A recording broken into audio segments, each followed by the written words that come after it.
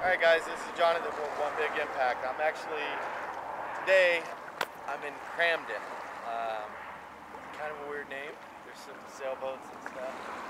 We're near the Firth to Forth, which is really hard to say. It's like a channelway that opens up to the North Sea. We're just outside of Edinburgh, and I wanted to share 5 things with you today that I think the top spots when you go to Edinburgh are a good places to visit. Now, I do have a cheat sheet. I know, it kind of sucks. It's not as good as cue cards, but hey, it's just me out here, and I'm cramped for time, so I got to make sure I get it right. The first one actually that I visited was last night. It was actually called Mary King's Close. Now, what a lot of people don't realize, the plague was real heavy back then. The Black Plague had stricken the whole area. Edinburgh was actually a town that was completely walled in. It was a walled in city. So they were the first skyscrapers to ever be seen pretty much anywhere in the world, which was really cool. They got up to, normally they were about 6 stories, but they got up to about 15 stories. But they give you a little bit of a history on, how they got to throw all the excrement out the window and stuff like that. Not only that, but like how people lived underground. It was a crazy existence. So if you get a chance, I'm not sure how much it was. Our trip advisor paid for it. I think it was like probably around 20 bucks, 10, 20 bucks, something like that, or pounds. But totally worth it. You go underground and you get to see, and Edinburgh is actually a city on top of a city, which is really nice because you don't have to, just everywhere you go there's really cool alleyways and stuff like that. It's just amazing, and it's gonna freaking blow your mind, to be completely honest. They're gonna take you underground, and when they rebuilt the city, they just started fresh, knocked down a couple walls, started fresh, and there's a complete city underneath the ground, which is really cool. Sorry about that. The plane's not always the best atmosphere here. So, I mean, the atmosphere is great, but the conditions are not that great. Next, Holyrood Palace. If you get a chance, check it out. There's a lot of stuff that has actually happened there. Just a few years ago, the Pope and the Queen met there, Benedict, and that's pretty intense. And they still use those grounds today. I believe the granddaughter of the Queen was actually just married, and she had her ceremony and stuff in the Holyrood Palace. Also, next, I would say number 3. I did this yesterday too. I had a jam-packed day, and it was friggin' hard. Yesterday we did the Scott Monument. Me and my buddy Damien did the Scott Monument, and it's, I believe, 297 steps. If you don't have a lot of energy, just don't do it. Like, don't put yourself in the position to where you're going to end up screwed later on, because it's if you're going to try to pack too much in one day. We did that, and then we did something right after, and we really lacked on energy afterwards.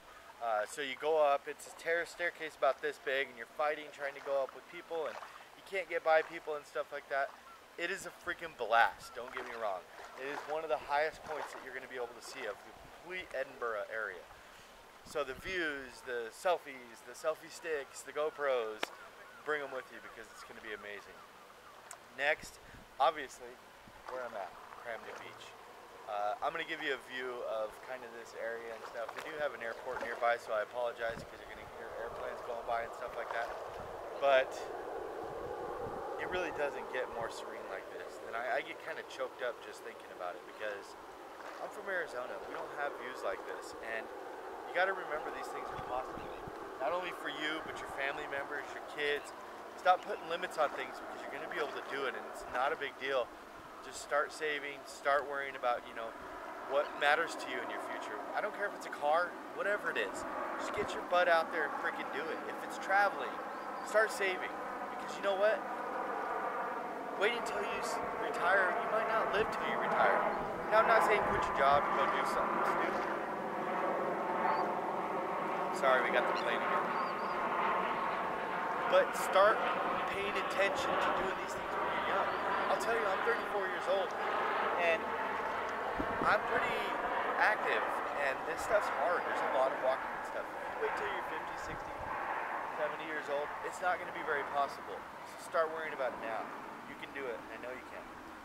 Next one. And unfortunately, I'm going to have to add another one. I'm sorry, guys. Edinburgh Castle. Fortified castle. Not any just regular old castle. A lot of the castles that I've been seeing have been, let's say, changed to have a modern effect. Whether it be that they had to turn it into a museum, or in the 1700s they turned it into a prison, like a Victorian prison. Lincoln was like that and stuff. And a lot of these places are difficult to grasp until you're here and you're like, wow, that's not really what I expected. But you have to think about it. These companies, like whether it be the Natural or the National Trust or whatever it may be, they have to evolve to stay alive. Like Chatsworth and stuff like that. These places have to evolve. Edinburgh Castle is not really like that. They have preserved like pretty much 100% of this place, and it's fortified. It's got cannons. It's got the Moss, which is like a 6-ton cannon in the 16 or 1400s or something like that. It was actually the biggest cannon ever made. It was made in Switzerland. I'm kind of lost on my history. I apologize, guys. But I can put links below if you guys check that stuff out. So definitely Edinburgh Castle, and it's not one of those castles that you go to and it's like, oh, okay, we had one attraction, I just paid $20 for nothing. No. Should have put a better spot without any airplanes. Sorry. It's one of those castles. It's gonna take. Now, if you're gonna do Edinburgh Castle, do it in the morning, get it over with, and if you still have energy, go do something else, because it's got dungeons, it's got war museums, it's got guns. Oh, every day at 1 p.m. they fire a full-on cannon. Like, it's a new, more modern looking cannon, but it's definitely freaking awesome. Like, they fire right off into the sea, and you're talking like, that sucker's loud.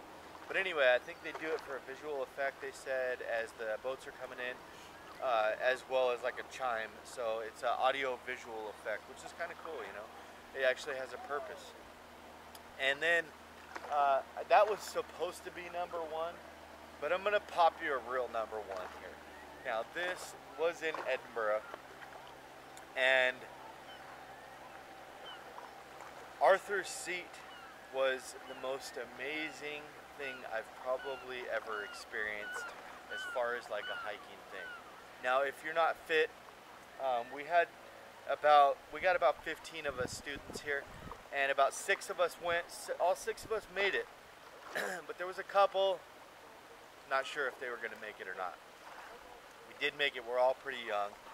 I'm by far the oldest one on this trip, but if you can, get your exercise in, get cardio in and stuff. I mean, you can pretty much make it no matter what if you go slow. If you push it though, you're gonna get up to a false summit, which is, I guess, about 600 feet up, and don't let that fool you, because that is gonna take you about 45 minutes to an hour to get to that first false summit. Once you get up to the very top, the air's thin. You're gonna get a massive blowing. You're gonna have a nice. Alright guys, so yeah, basically Arthur's Seat's going to be amazing. I apologize. The end of my video, for some freaking reason, of course, matters happen, and it got erased. So yeah, basically you're going to get a 360-degree view on everything that Edinburgh, Scotland has to offer. And you're going to be able to see Fife from there. You're going to be able to see the Cramond Island. You're going to be able to see the Firth to Forth there. You're going to be able to see some really cool freaking stuff. So seriously, if you like our videos, please, as always, click the like button below, right down there. Don't click the unlike button, because you know what? That's really freaking mean, and it's not very nice. And I don't do it to your videos, so why would you do it to mine? I don't know. Regardless, if you like our videos, subscribe, comment, share our videos with other people, and get out there and enjoy the world. And always spread love, never hate, guys. Thanks.